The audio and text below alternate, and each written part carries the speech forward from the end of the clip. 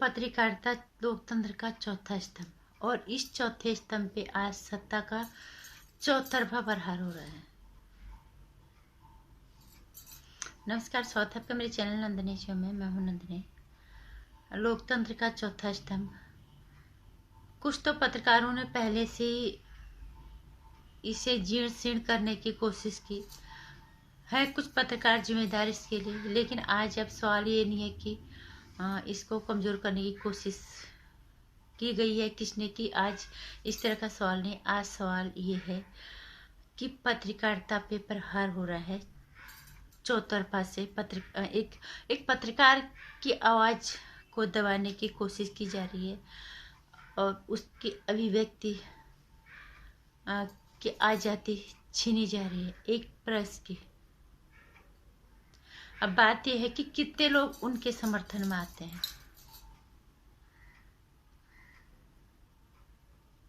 समर्थन करने वाले जीटीवी के सुधीर चौधरी, जिन्होंने पुरजोर उसका समर्थन किया है। उन्होंने बहुत तरह के उन्होंने डीएनए में ये चीजें समझाई है, लेकिन उन्होंने मैं ये कहूंगी कि उन्होंने उसका पुरजोर समर्थन किया है। रवीश कुमार जी ने भी किया है, दोगले मन से ही सही, चाहे जिस तरह से भी उन्होंने किया, उन्होंने भी समर्थन किया है, क्योंकि वो भी बड़े पत्रकार हैं, एनडीटीवी के और इस देश के बड़े पत्रकारों में आते हैं। उन्होंने भी इसका समर्थन किया और करना भी चाहिए, क्योंकि कल को उनके साथ भी ये सब होगा तो उनके साथ फिर कौन खड़ा होगा। और अब बात यह है कि आप अपने चैनल पे क्या दिखाना चाहते हो, ये सुधीर जी ने भी कहा था। अपने चैनल, आपका अपना चैनल है, उस पर आप क्या दिखाना चाहते हो, किस तरह की पत्रकारिता आप करना चाहते हो, ये आपका व्यक्तिगत मामला है और उसको देखना है नहीं देखना है, किस तरह के न्यूज चैनल को देखना ये दर्शकों को तय करना है। लेकिन यहाँ पे बात आ रही है पत्रकारिता, जिसको चौथा स्तंभ कहा जाता है, उसकी अभिव्यक्ति की आजादी पे प्रहार हो रहा है चारों तरफ से, जो कि सरासर गलत है। और यहाँ पे आप सारे पत्रकार साथ आ रहे हैं, क्योंकि ये गलत है। एक पत्रकार अगर नहीं बोलेगा, अगर उसको अब अपनी बात रखने का अधिकार नहीं है, तो फिर किसका होगा? एक पत्रकार को अगर सरकार से सवाल पूछने का अधिकार नहीं है, तो फिर किसको होगा?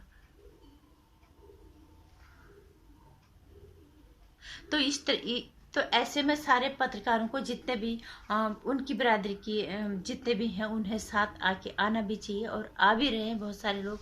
कुछ लोग चाहे दोगले मन से करें, चाहे कुछ लोग पुरजोर समर्थन करें, लेकिन आ रहे हैं और आना भी चाहिए।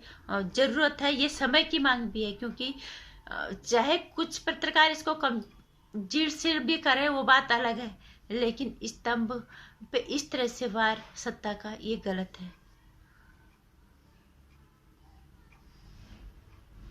अगर एक प्रेस को, एक इतने बड़े पत्रकार को, कोई भी पत्रकार जो लाइसेंसदार है, उन्हें अगर बोलने का अधिकार नहीं है, तो फिर किसको अधिकार होगा?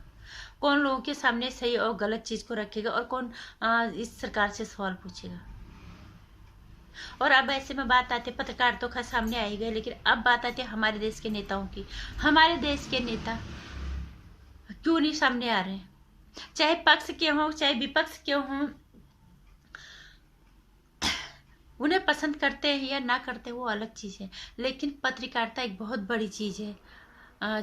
चौथा स्तंभ कहते हैं, सभी को पता है ये चीज, लेकिन वो क्यों नहीं सामने आके बोल रहे? और खासकर बीजेपी के नेता क्यों गांधारी बन के बैठे हुए हैं?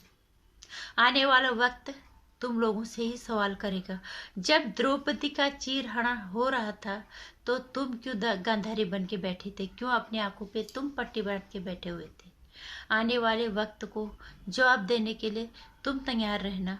फिर इसका, और अगर नहीं चाहते हो ऐसा कुछ हो, तो कम से कम गलत जो हो रहा है उसके खिलाफ आवाज उठाओ।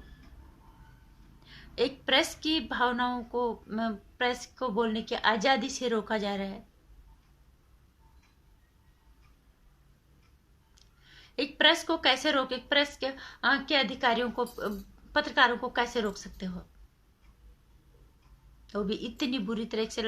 एक जाने माने पत्रकार के साथ आप दुनिया को ये दिखाना चाहते हो कि हमारे देश में सिर्फ सत्ताधारी सरकार की ही चलेगी, जो कुर्सी में बैठा है, जो वो मन करेगा वो चलवाएगा, वो अपने मन से सुप्रीम कोर्ट चलवाएगा, वो अपने मन से पुलिस विभाग को चलवाएगा।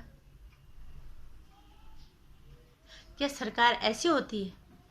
और पत्रकारिता सबसे ऊपर होती है। पत्रकार को हर जगह की खबर देने की उसकी जिम्मेदारी, हर विभाग से सवाल पूछना पत्रकार का अधिकार है। और इस अधिकार को छीनना, इस पे प्रहार करना, ये बहुत ज्यादा गलत है। और इसलिए पत्रकार तो जितने भी आए सामने आए गए, पर इस देश के नेता क्यों गूंगे बन के बैठे हुए हैं, और क्यों बहरे बन के बैठे हुए, क्यों आंखों पे पट्टी बांध के बैठे हुए हैं? क्यों नहीं अरुणा गोस्वामी के समर्थन में लोग आने की कोशिश कर रहे हैं, जो उसके साथ गलत हो रहा है? और याद रखना, वक्त को ये जवाब। फिर ये लड़ाई कहाँ से शुरू हुई, क्या हुई, किस पे, जहां से शुरू हुई थी, जिसके लिए हुई थी, वो तो लोग भूल ही गए। फिलहाल सारी लड़ाई अरुणा गोस्वामी पे आके खत्म हो गई, क्योंकि अरुणा गोस्वामी ने ही उस लड़ाई को शुरू किया था। क्या देश में ये सब चलेगा? तो इस तरह से नेताओं को सामने आना चाहिए, चाहे वो पक्ष के हैं चाहे वो विपक्ष के हैं। जैसे किशोर तिवारी जी ने बोला है, उस तरह से और नेताओं को भी आगे आके एक प्रेस की जो आजादी है उसको कोई नहीं छीन सकता।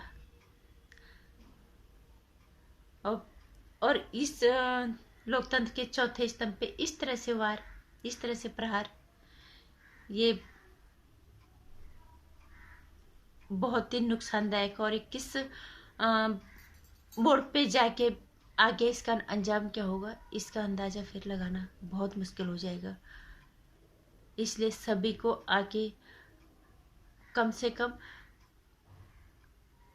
एक चीज के और चीज में तुम राजनीति घुसा लो, लेकिन यहाँ पे आके तो बोलो कि प्रेस की आजादी को आप कैसे छीन सकते हो। अगर किसी का गिरेबान, किसी की जमीर जिंदा है, किसी का वजूद, किसी का जमीर अगर जिंदा, आत्मा अगर जिंदा है, तो जरूर आके सवाल सरकार से करेंगे और इस चौथे स्तंभ को बचाने में अपना साथ देंगे। नमस्कार। वीडियो को लाइक और शेयर करना, चैनल को सब्सक्राइब कर देना। आने वाली वीडियोस की जानकारी के लिए घंटे आइकन में प्रेस कर देना।